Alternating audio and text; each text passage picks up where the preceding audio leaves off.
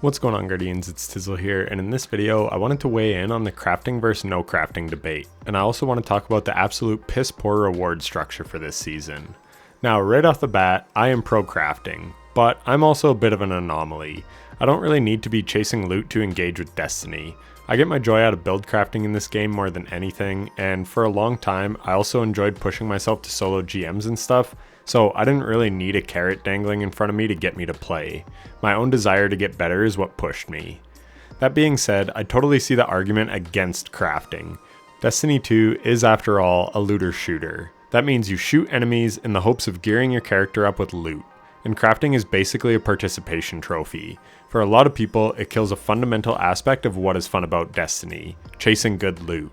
Again, I am probably an outlier compared to the player base as a whole. Yes, I still do get excited for good loot drops, but it is far from the only thing that motivates me to play. But for a lot of people, they play to get good drops. So crafting for me was always nice because I'm a hoarder and I like to have the best tool available to me for completing a specific challenge. So having crafting is wonderful to me, because as long as I have materials, if I need a certain roll on a certain weapon for some niche scenario in Destiny, I can just craft it and then use it for whatever task I need it for. The downside to this is for many players, once they get the crafting pattern, they don't engage with the activity the weapon came from anymore, because they don't need to. This scenario is most relevant to raid loot in my opinion. Raid loot is typically the strongest, and people would farm raids for specific drops to help them beat endgame content easier.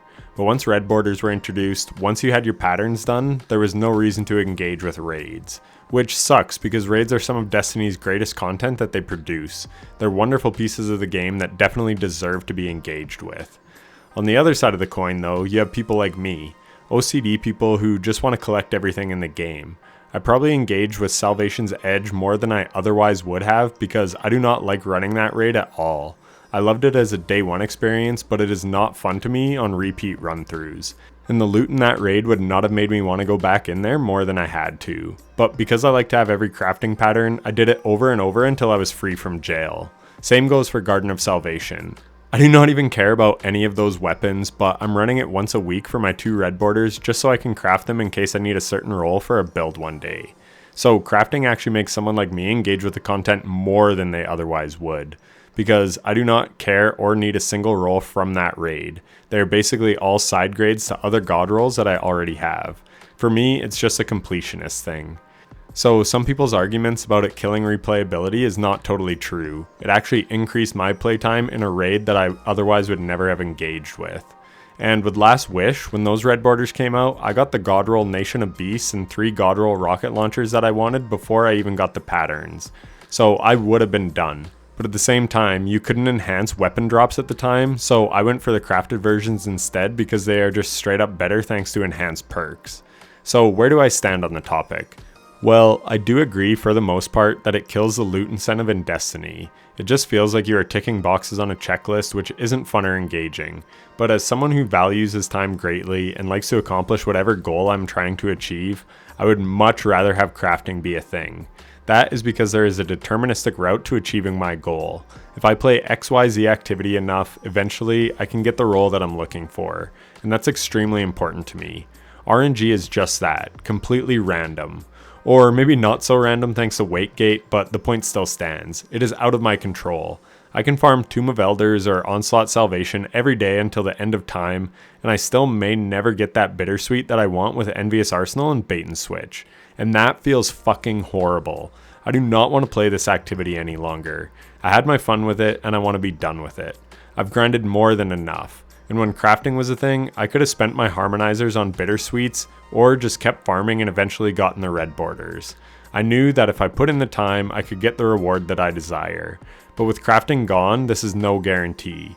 I could be completely wasting my time over and over for a reward that I will never get, and that feels awful. Again, I really value my time. I spoke in another video about how Destiny players have to be careful what they wish for, and in that video I talked about how weapon crafting was first introduced as a way of curbing especially bad RNG. It was a very long and grindy process, but it was designed that way so that people wouldn't crutch on it. It was designed to help people like me who play the game a ton in case they just got extremely unlucky with drops and never got the god roll like I haven't with Bittersweet. It would allow those dedicated players to get the role they were after if they put in the time. but the player base at large complained that it was too grindy and blah blah blah, and Bungie relented and made red borders far easier to get. And then leveling weapons became way easier as well, to the point where you could just craft a god roll within like an hour after an episode launched. This isn't a good balance either, and it was so unbalanced in fact that the vocal community flipped and said now it was ruining their loot grind, that they had no incentive to play anymore. Basically exactly what I warned about in my Monkey's Paw of Destiny video. And now here we are again, but the community isn't solely to blame here. And here is where I wanted to talk about the dreadful loot drops in Episode Revenant. The loot structure is god awful. First, the tonics don't even drop the right weapons, so if you think you are focused to Bittersweet, you actually get drops of some other random weapon. This is very frustrating. Second, there is no seasonal engrams outside of the ones at Ido, but for some baffling reason you can't focus these to farm the weapon you want. That Bungie manager who said be careful you're creating patterns was certainly right. For years, Bungie has been making loot more and more farmable, and this has been a good change. In the over 4 years of me making YouTube content, I keep talking about how important player agency is. People feel happy and respected when they have a say in things. Agency is the most important factor in Destiny, it truly is. People hate the power level grind, not because it's difficult, but because it lacks agency. It feels fucking terrible to just need a set of hunter legs, and you do every pinnacle for 3 weeks straight and the game just doesn't give you a leg drop. Trust me, it's happened to me before and it's maddening. People to this day praise the Menagerie for being amazing, and it was, don't get me wrong, but the greatest thing about it was that it gave players agency. You could focus the weapons that you wanted and even choose the masterwork. This made people want to grind it because they felt their time was respected, and that they had a realistic chance of getting the role that they wanted if they just grinded enough. This incentivized players to engage with the activity. Fast forward to Into the Light, we had a brilliant reward system. You could attune a weapon so that it would have a much higher drop chance. Not 100% mind you, but drastically higher. You then could get double the chests in an onslaught run if you ran the harder difficulty, incentivizing players to challenge themselves by offering them more loot. And you were also accruing tokens that you could spend on shacks to hopefully get the weapon that you wanted. If you were attuned to the weapon, it was a pretty decent chance. Now, you could argue that attunement should be a 100% chance, and I'm not going to disagree, but the point is, Bungie manipulated these levers to give players agency, and that felt nice. I grinded the hell out of OG Onslaught because I wanted my certain rolls for every gun, and I never felt like my time was being wasted, and they even gave us cool shinies with a unique look and double perks. This was a very welcome addition. And they were just rare enough that it felt exciting to get them, but not so rare that you felt that they didn't even exist. I have long loved raid loot with multiple perks, adept weapons if you will. Reason being is it allows me to hold one gun that can perform multiple different roles. I have 3 Apex Predators, all with reconstruction, but one with explosive light, one with bait and switch, and one with bipod, and I use them all. But I would happily grind Master Last Wish if I could get an adept version that had all 3 right column perks in one. Then I wouldn't need 3 weapons in my vault and I could just use that one. We need more systems like this to curb RNG, more chances at the rolls we want. I've gotten countless Bittersweets with Envious Arsenal or Bait and Switch, but none with both. How about every time I reset my rank at Ido, I get a perk column added. We already do this with Strikes, Crucible, and Gambit drops, so why not seasonal drops? This would increase the odds for the most dedicated players and give them agency, a way to combat bad RNG without resorting to crafting. If this existed, I'd be grinding Tomb of Elders and Onslaught Salvation constantly to give myself the best chances at my god roll. But for now, I am just stuck hoping that I get the roll I want. Iron Banner should work the exact same way. I got lucky and only took 2 resets to get my air trigger chill clip to Nash's Mastery, but some people have reset Iron Banner 5 or more times and not gotten the god roll, and this feels really bad. But if you increase their odds, everybody wins.